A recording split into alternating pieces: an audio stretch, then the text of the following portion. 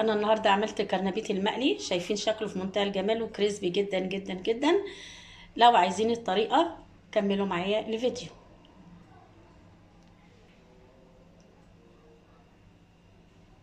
السلام عليكم ورحمه الله وبركاته، ازيكم عاملين ايه؟ يا رب تكونوا بخير. النهارده هعمل معاكم الكرنبيت المقلي. زي ما انتم شايفين كده انا عندي كرنبيته صغيره مش كبيره يعني.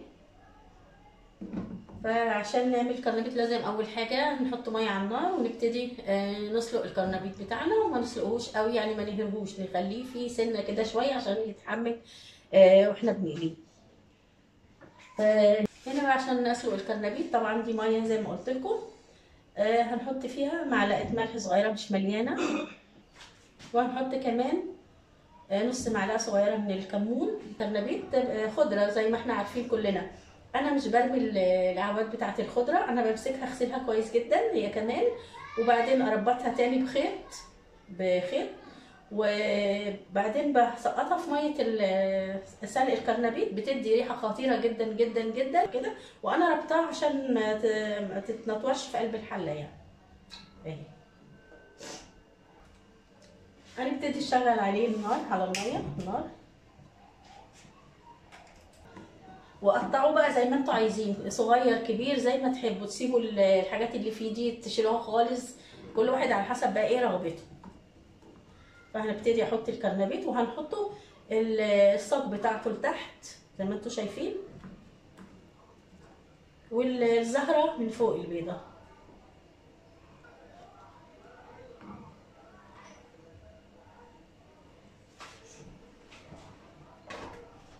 خلاص دلوقتي هنغطيه بالغطا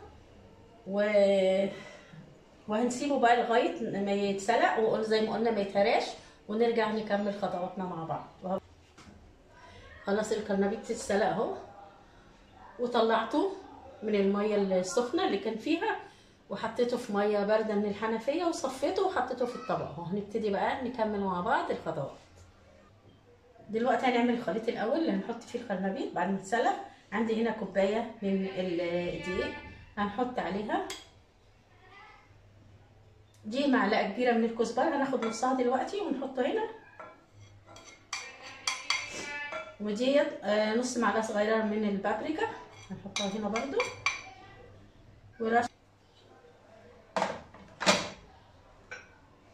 وفلفل اسود طبعا عشان البيض، دي معلقه صغيره،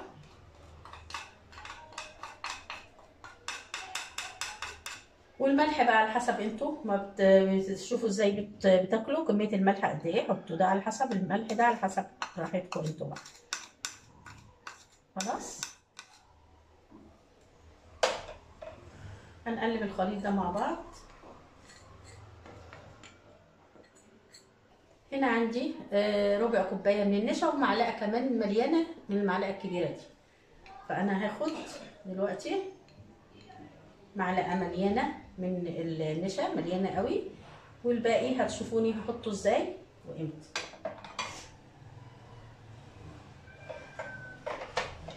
وعندي هنا معلقه من البيكنج باودر، معلقه صغيره من البيكنج باودر، فهاخد نصها هنا برضو، معلقه صغيره مليانه يعني بتاعت الشاي. حط نصها هنا والنص دول. عندي 3 بيضات، ممكن تعملوا ببيضه واحده عادي وتحطوا نص كوبايه من اللبن، ممكن تعملوا ببيضتين، ممكن تعملوا بالثلاثه يعني براحتكم بقى. انا كنت ممكن اعمل بواحده او باتنين، بس انا عايزه اخليه يعني غني شويه بالفيتامينات يعني، بس انتوا هيبقى طعمه حلو برضو لو عملتوه زي ما قلت لكم. فانا هنزل بال3 بيضات كده وهنقلبهم. هنا عندي برضو كوبايه من الميه، هحط منها بالتدريج انا عشان اشوف سمك الخلطه اللي انا عايزاها. وعندي هنا هنزل بحوالي معلقه من صلصه الطماطم، ممكن تحطوا طماطميه مبشوره عادي هتدي لون وطعم. معلقه صغيره من الثوم البودر، ممكن تحطوا ثوم عادي تمسكوه تطحنوه مع شويه من الخضره، بس انا استكفيت بالثوم البودر. نقلب بقى الخليط مع بعض لغايه ما نشوف احنا عايزينه سمكه عامل ازاي.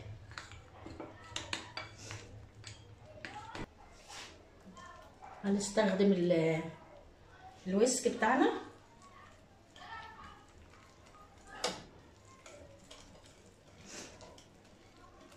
هو شكله تقيل اهو، لسه هحط حبه تاني من الميه.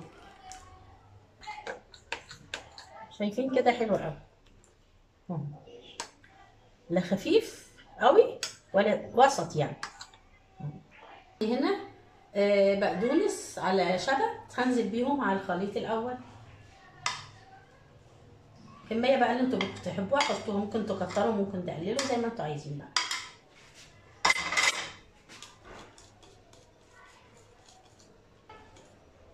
بس انا شايفه كده ان بالنسبه لي انا كده حلو. عايزين تقللوا قللوا. عملنا الخليط الاول، هنعمل بقى الخليط التاني وهو عباره عن كوبايه دقيق برضو، ودي عندي ربع كوبايه من نشا الذره،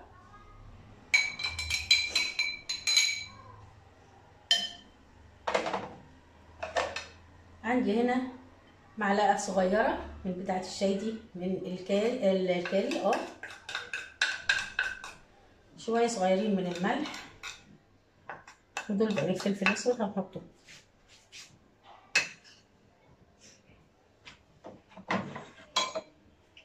هنا عندي بقيه معلقه الكزبره الناشفه، باقي البابريكا، باقي الكمون، وباقي الشطه. وعندي هنا بقيه معلقه البيكنج باودر الصغيره. هنقلب المواد الجافه دي كلها مع بعض. نبتدي بقى نحط الزيت.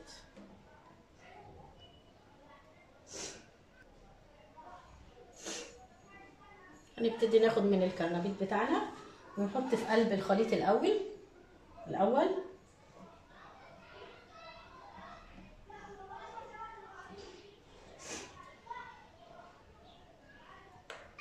هنطلعه من الخليط الاول زي ما انتم شايفين اهو كده، نصفيه وهنحطه على الدقيق اللي احنا عملناه،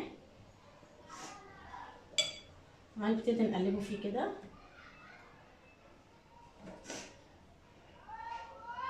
بسم الله والحمد لله والله اكبر، لا اله الا الله ولا حول ولا قوه الا بالله العلي العظيم. اللهم صل وسلم وبارك على سيدنا محمد وعلى اله وصحبه اجمعين.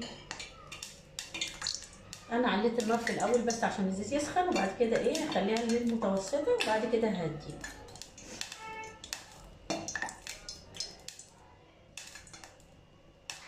هناخد بقى الكرنبيطه بتاعتنا كده من الدقيق وننزل بيها.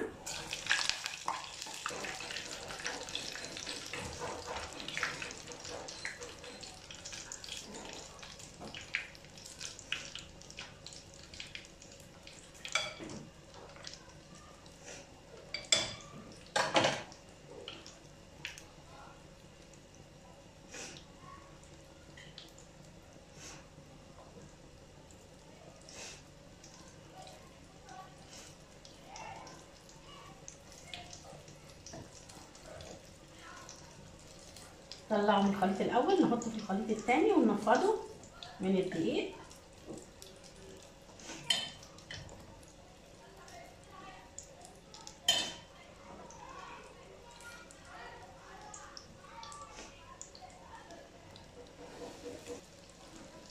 هو تعلوا النار عشان هيبقى متحمر من بره ومش مستوي من جوه، فلازم النار تبقى وسط وبعدين تبداوا بقى تهدوه. هحط بقى كام واحده كده عشان يتشربوا من الخليط ده على ما دول يطلعوا.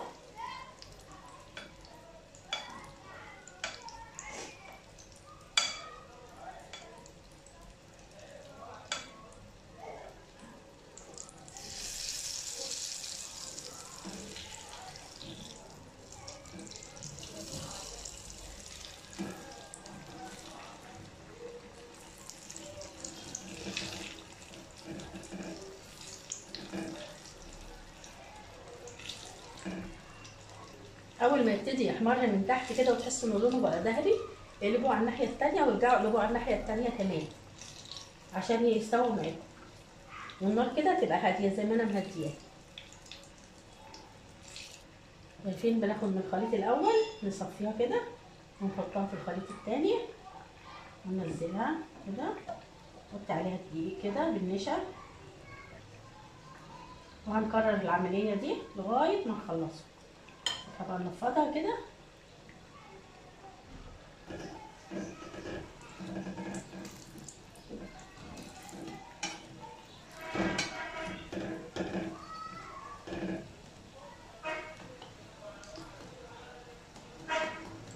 سامعين الخبط؟ سامعين القرمشة وهو في الزيت؟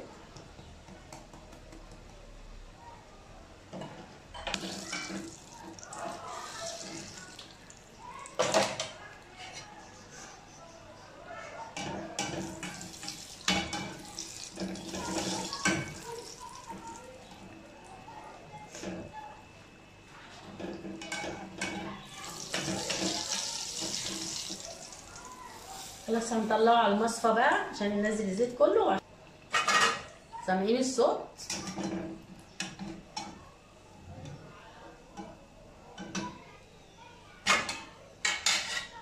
هنبتدي بقى نحط تاني.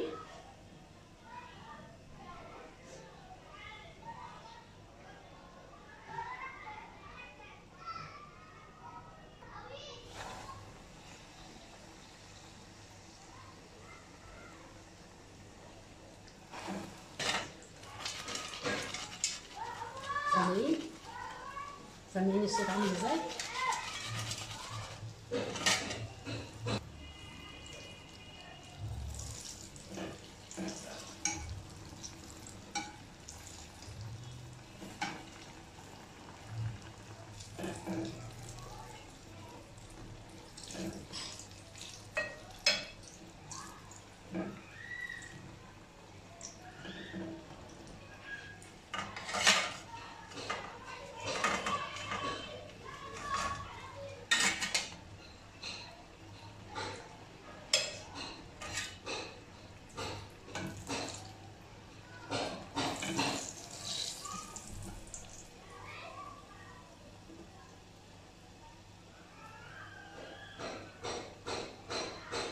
شايفين اللون؟ انا هبتدي بقى اطلع الكرنبيطه دي وهكمل زي ما شفتوا كده. اطلع من الخلطه الاولانيه احطها في الثانيه وانفضها من الدقيق ونقليها على نار هاديه. هي كانت متوسطه، هديت النار عشان طبعا الزيت سخن، فانا خليتها النار الهاديه. وزي ما شفتوا كده هنكمل مع بعض.